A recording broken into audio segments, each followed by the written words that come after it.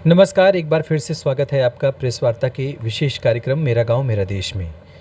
इस श्रृंखला में हम पहुंच चुके हैं दरियापुर खेड़ा, जो कि खेड़ा दरियापुर, जो कि हापुड़ ज़िले में पड़ता है।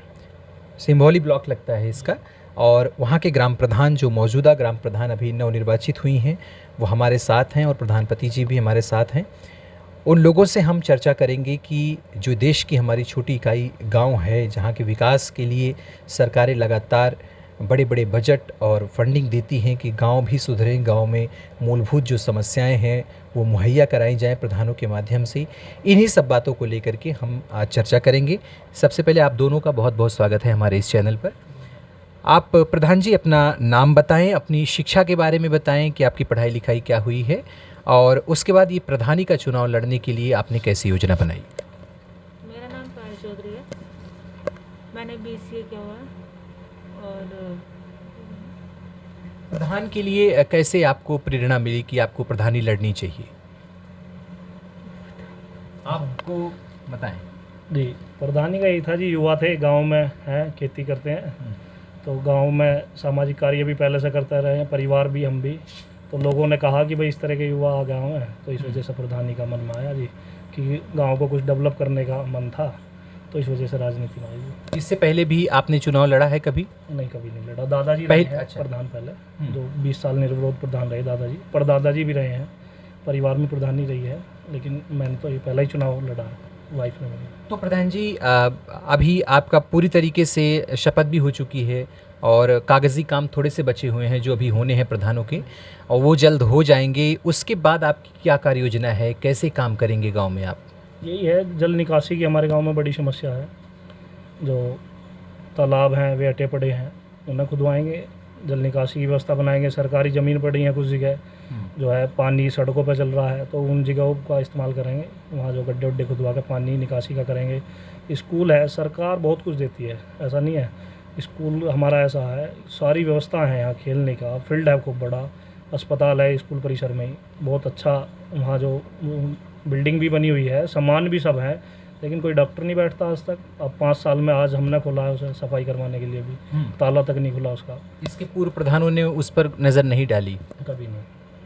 अच्छा जी, ये सफाई से ही काम चल जाएगा, कुछ डॉक्टर वगैरह बैठेंगे? नहीं, डॉक्टर भी बैठेंगे जी, डॉक्टर बैठेंगे बिल्कुल। नाली सफाई की जो बातचीत अमूमन जो बहुत सारे प्रधान होते हैं वो करते हैं। इससे इतर जो गांव का डेवलपमेंट, जो उसका विकास है, उसकी जो मूल चीज़ें हैं विकास के लिए, शिक्षा और स्वास्थ्य होता है, जिससे आप किसी गांव को आगे बढ़ा सकते हैं, वहाँ के बच्चों को आप ध्यान दे सकते हैं, पढ़ सकते हैं। शिक्षा को लेकर के कैसी कार्य योजना है आपकी? शिक्षा को लेकर हमारे यहाँ प्राइमरी और जूनियर हाई स्कूल है। हमारा ये जो मेन एजेंडा है कि 10वीं तक का तो इस स्कूल को ज़रूर हम अपने प्रयास जहाँ से भी जिस भी तरीके से होता होगा 10वीं तक का इसे कराने का है पूरा। और यही है, टीचरों को भी समझाएंगे, बैठेंगे, सबके साथ मिलकर काम करेंगे, बढ़िया काम करें, जो गांव के बच्चे गांव में ही पढ़ें।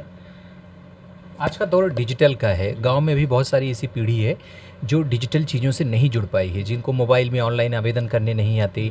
अब वृद्धा विधवा पेंशन है, इन दोनों पेंशन बहुत महत्वपूर्ण पेंशन है जो कि होनी चाहिए गांव के लोगों को, उनका बहुत आर्थिक सहारा रहता है उससे। इसके लिए कैसे काम करेंगे आप? नहीं, विधवा पेंशन का और विकलांग पेंशन का मैंने चला भी रखा है पिछले 3-4 दिन से। गांव में बोला है, डॉक्यूमेंट्स बता दिए हैं कि ये चाहिए, भाई ये मेरे पास सबमिट कराओ आप, बनेंगी, सबकी बनेंगी जो पात्र है उसका। ऐसा नहीं है कि आप सरकारी पेंशन ले रहे हैं, विधवा हो गई, हमारी कोई माता ऐसी है तो ऐसा नहीं है कि उसकी पेंशन बनेगी, जो पात्र है उसकी पेंशन बनेगी, विकलांग हो या वृद्धा हो या जो है विधवा हो। अभी कोविड के समय में कैसे कार्य कर रहे हैं आप, जो चिन्हित करना है गांव में कि इनको टीका लगा या नहीं? जी, निगरानी समिति एक जो है ब्लॉक स्तर से बनी हुई है हर गांव में।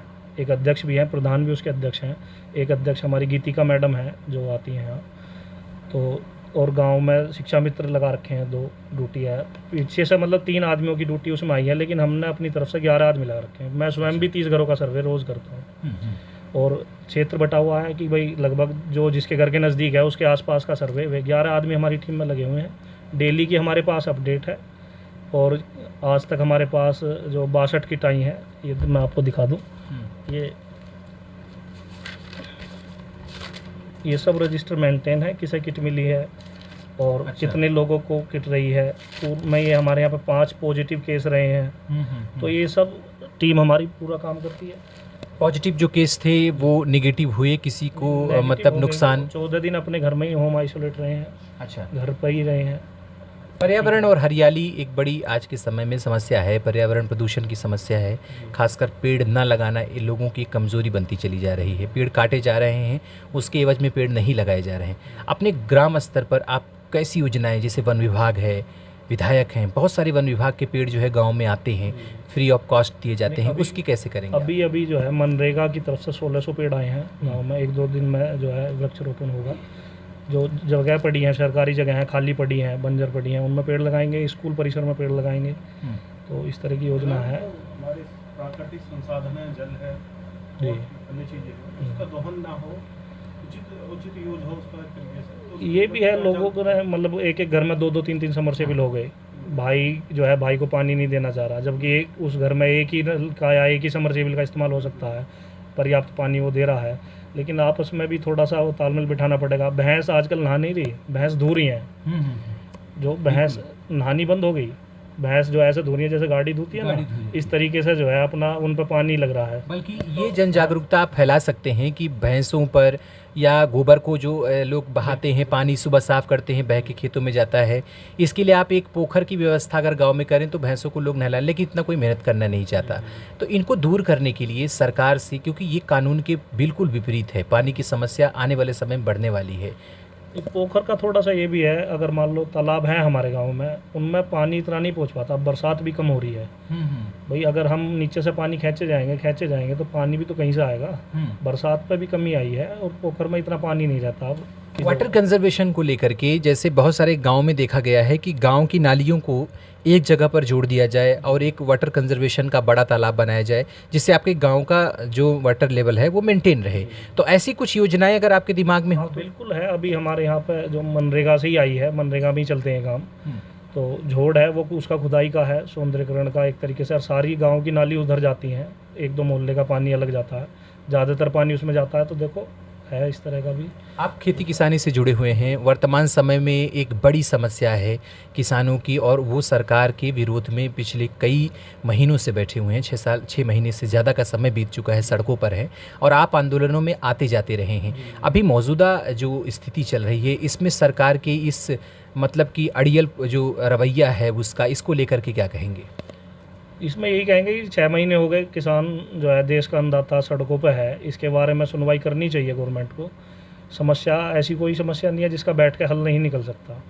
तो इसके बारे में सोचना चाहिए सरकार को बिल्कुल कि भाई 6 महीने हो गए लगभग कि किसान सड़कों पे है, क्यों पड़ा है। एक बार भी किसी ने सुध नहीं लिया आज तक, जहाँ तक हमें संज्ञान में है। टिकैत साहब, वहाँ से कई जगहों पर महापंचायतें भी हुई हैं और अभी किसानों की जो संख्या है, खासकर अपने उत्तर प्रदेश और दिल्ली के बॉर्डर पर, गाजीपुर बॉर्डर में अभी किसानों की संख्या कम हो रही है। लोग कह रहे हैं कि अब किसान लौट रहे हैं। क्या ऐसा कुछ लोगों के दिमाग में चल रहा है या फिर से आप तैयारी में हैं? नहीं, तैयारी में है बिल्कुल। अभी थोड़ा सा कोविड का भी ध्यान में है और जो है वहाँ से भी यही गाइडलाइन है कि रूटीन में आते रहो। कि मान लो एक गांव से 10 आदमी आए, 8-10 दिन वहाँ रहे, दूसरे गांव का फिर नंबर आ गया, इस तरीके से आते रहो। बहुत ज़्यादा भीड़ अभी वहाँ भी नहीं चाह रहे कोविड की वजह से। और ये भी है, किसान ये पीक टाइम चल रहा है खेती का, किसी का गन्ने बुआई का, जुताई का, खुदाई का, जी नलाई गुड़ाई के खेती के काम चल रहे हैं। तो किसान भी बिजी है।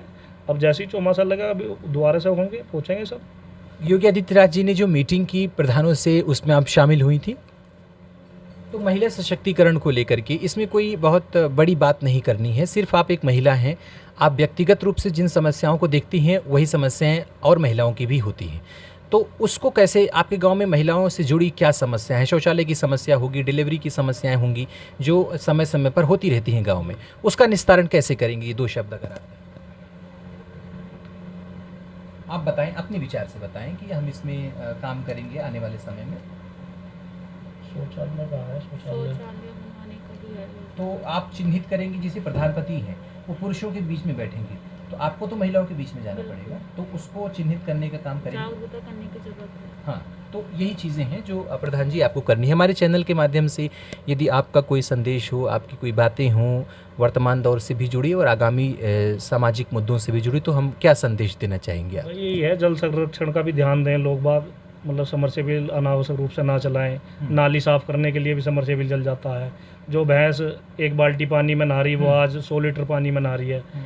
खींचना नहीं पड़ रहा, मेहनत नहीं करनी पड़ रही है आदमी को, तो अपना चल रहा है। जल संरक्षण सबसे बड़ा काम है, इस पर बिना ध्यान दें। विवाद खड़ा किए अगर आप किसी को समझाएंगे तो शायद विवाद हो सकता है, वो आपके एंटी भी जा सकते हैं। बिना विवाद खड़ा किए भी इसके बहुत सारे रास्ते हैं और वो प्लानिंग हो सकती है वाटर कंजर्वेशन की, कि वो पानी जो बह रहे हैं उनको रोक करके आपके अपने गांव का वाटर लेवल आप मजबूत कर सकें। ये दरियापुर खेड़ा, जो खेड़ा दरियापुर गांव है जहां पर हम अभी सिंभौली ब्लॉक हापुड़ का पड़ता है, वहाँ के प्रधान, मौजूदा जो प्रधान हैं और उनकी पति, दोनों लोगों से हमने बातचीत की है और बहुत सारी इनकी योजनाएं हैं कि जो गांव में डेवलपमेंट होने हैं, बहुत सारी चीज़ें बची हुई हैं जो भी करनी बाकी हैं, उसे वो समय समय पर बड़े बड़े लोगों से मदद लेकर के, जो इनके उच्च अधिकारी हैं उनसे मदद लेकर के समय समय पर पूर्ति करते रहेंगे। प्रेस वार्ता से विवेक रंजन की रिपोर्ट, हापुड़।